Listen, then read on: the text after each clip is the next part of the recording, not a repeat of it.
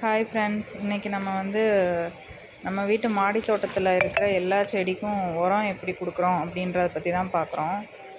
உரம்னு சொல்லிட்டு நான் இது வரைக்கும் கடையில் எதுவுமே வாங்கி என்னோடய செடிங்களுக்கு கொடுத்ததே கிடையாது. வீட்டில் டெய்லி நம்ம சமையல் பண்ணும்போது வருது இல்லையா, காய்கறி தோல், பழம் சாப்பிடும்போது ஃப்ரூட்ஸ் தோல், அதை மட்டும் அப்படியே எடுத்துகிட்டு ஃப்ரெஷ்ஷாக நான் போட்டுருவேன். அதை எடுத்து வச்சாலும் நமக்கு அந்த ஸ்மெல்லெல்லாம் வருது, அதெல்லாம் நமக்கு பிடிக்கிறதில்ல.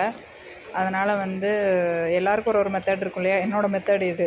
மண்ணை லைட்டாக அப்படியே தோண்டிட்டு அதில் பார்த்திங்கன்னா எடுத்து காலையில் சமையல் பண்ணதை அப்படியே கொண்டு இந்த வெள்ளரிக்காய் தோல், உருளைக்கிழங்கு தோல், ஆனியன் பீல் பண்ணது, பனானா சாப்பிட்டது, இதெல்லாம் இருக்கு இல்லையா, இதை கொண்டு அப்படியே தொட்டியில் போட்டு மண்ணை போட்டு மூடி வச்சுருவேன். அவ்வளோதான்.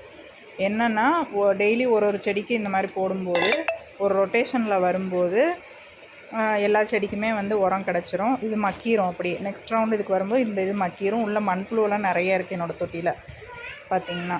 அதனால் செடிக்கு நல்ல ஒரு இது. இப்போ வெங்காயம் கூட முளைச்சிருக்கு பாருங்கள், இதை நான் ஹார்வெஸ்ட் பண்ணிக்குவேன்.